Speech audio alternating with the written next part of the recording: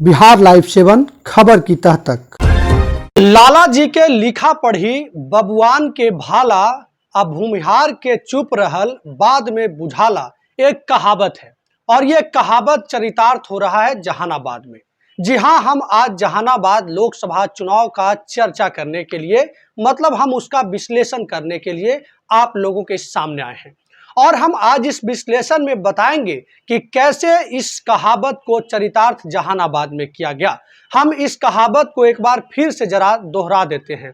लाला जी के लिखा पढ़ी, मतलब लाला जी का जो लिखा पढ़ी है वो, अब बबुआन के भाला, अब भूमिहार के चुप रहल बाद में बुझाला, मतलब कि भूमिहार बोलने के लिए जाने जाते हैं। अगर नहीं भी कुछ सच है तब भी भूमिहार बहुत कुछ बोलता है, इस रूप में जाना जाता है। लेकिन अगर कोई भूमिहार चुप है तो उसका जो है असर बाद में दिखाई देगा।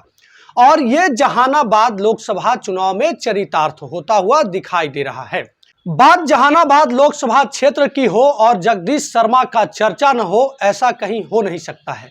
लेकिन 2024 लोकसभा चुनाव में जगदीश शर्मा एंड जगदीश शर्मा के परिवार कहीं नजर नहीं आते हैं और चुप्पी साध जाते हैं।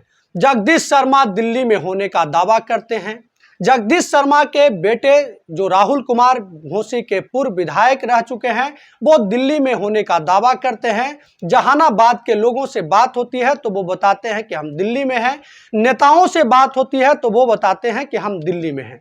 लेकिन अब लोकसभा चुनाव बीत चुका है और यह कहा जा सकता है कि जगदीश शर्मा और राहुल की चुप्पी ने चंदेश्वर प्रसाद चंद्रवंशी और एनडीए की चुनावी नैया को डुबो दिया है। जी हां, बिल्कुल हम स्पष्ट कर दें कि जहानाबाद के चुनावी नतीजे जो आने वाले हैं, उस चुनावी नतीजों में चंदेश्वर प्रसाद चंद्रवंशी जीतने नहीं जा रहे हैं। चंदेश्वर प्रसाद चंद्रवंशी की हार होने वाली है और यहां से जहानाबाद से एक बार फिर से सुरेंद्र यादव जहानाबाद के सांसद बन जाएंगे। जहानाबाद के सांसद के रूप में आप मान के चलिए कि 4 तारीख के बाद सुरेंद्र यादव का नाम जुड़ जाएगा। जहानाबाद के सांसद सुरेंद्र यादव हो जाएंगे। लेकिन यह सब कुछ क्यों हुआ और इसके पीछे क्या अहम वजह रहा, इस तमाम बात का जो है हम कई एपिसोड में चर्चा करेंगे। किन लोगों की उपस्थिति चंदेश्वर प्रसाद चंद्रवंशी को मजबूत किया, किन लोगों की अनुपस्थिति चंदेश्वर प्रसाद चंद्रवंशी को कमजोर किया, ये तमाम बात करेंगे। लेकिन आज हम बात कर रहे हैं कि जगदीश शर्मा और राहुल की चुप्पी ने एनडीए चंदेश्वर प्रसाद चंद्रवंशी की नैया को डुबा दिया। चुनाव हार अगर होती है तो उसके सबसे बड़े कारण कोई होते हैं तो वो जगदीश शर्मा है, जहानाबाद के पूर्व विधायक राहुल कुमार है, जो कि चुप रह गए।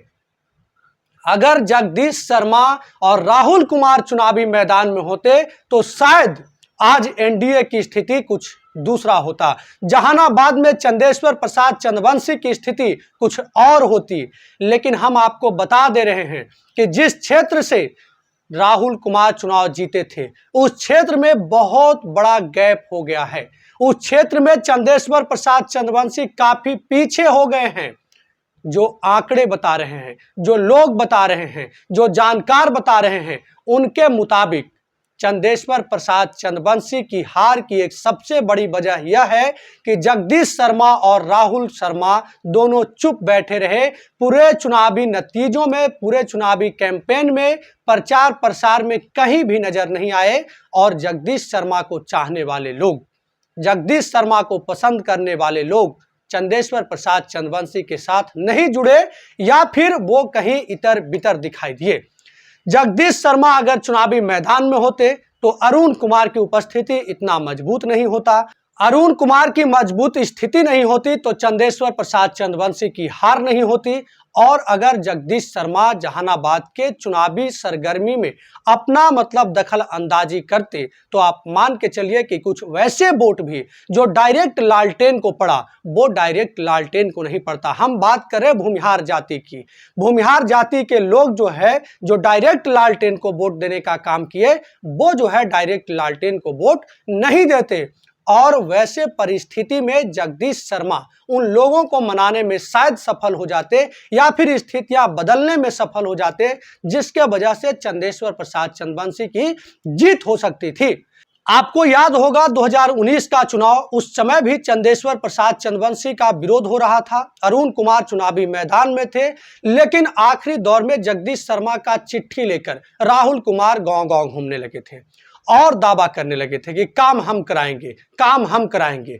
काम तो करा नहीं पाए, तो इस बार जो है चिट्ठी लेकर भी नहीं आए और जगदीश शर्मा घूमने भी नहीं आए। राहुल कुमार और जगदीश शर्मा की चुप्पी जहानाबाद लोकसभा क्षेत्र में एनडीए की नैया को डुबाने का काम किया। यह जो है हमारा चुनावी विश्लेषण कहता है, चुनावी समीकरण जो है, जो चुनाव में जो वोट डाले गए हैं उसके मुताबिक यही स्पष्ट होता है कि जहानाबाद में अगर जगदीश शर्मा को मना लिया जाता तो एनडीए की स्थिति कुछ और बेहतर होती, एनडीए कहीं और नजर आता। लेकिन आज जो है एनडीए कहीं और नजर आ रहा है। उसके पीछे एक बड़ी वजह यह भी है कि जगदीश शर्मा और राहुल कुमार दोनों जो है चुनावी कैंपेन में कहीं नजर नहीं आए और जगदीश शर्मा को पसंद करने वाले लोग, मतलब कह सकते हैं कि चंदेश्वर प्रसाद चंद्रवंशी के लिए कैंपेनिंग करने का काम नहीं किए। शायद यह नाराजगी इसलिए भी है क्योंकि जगदीश शर्मा के बेटे राहुल कुमार को लोकसभा का उम्मीदवार भी माना जा रहा था। अंतिम समय तक चर्चा थी कि राहुल कुमार को टिकट मिलेगा, चुनावी मैदान में रहेंगे और जीत कर जो है संसद जाएंगे, ये उनके समर्थकों का कहना था।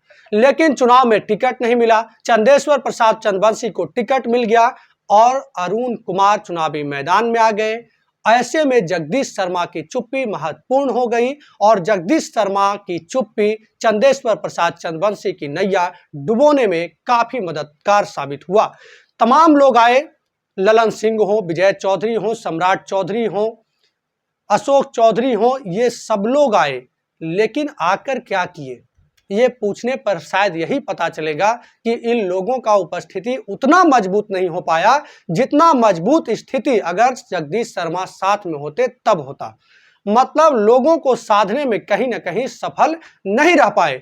अब देखने वाली बात होगी कि जिस पाली में रहकर अशोक चौधरी लगातार चुनाव कैंपेन किए हैं उस पाली की स्थिति क्या है। हम इस पर भी बात करेंगे कि अशोक चौधरी आए तो क्या हुआ, हम इस पर भी बात करेंगे कि विजय चौधरी आए तो क्या हुआ, हम इस पर भी बात करेंगे कि भोला शर्मा आए तो क्या हुआ। अभी बस आप इतना समझ लीजिए कि चंदेश्वर प्रसाद चंद्रवंशी की हार होती है, उसमें एक जगदीश शर्मा की चुप्पी बहुत बड़ा मुद्दा होता है, जगदीश शर्मा की चुप्पी बहुत बड़ा कारण होता है। अब देखने वाली बात होगी, कल चुनावी नतीजे आएंगे तो क्या नतीजों में स्पष्ट होता है कहां चंदेश्वर प्रसाद चंद्रवंशी रहते हैं, कहां अरुण कुमार रहते हैं, कहां जो है सुरेंद्र यादव रहते हैं।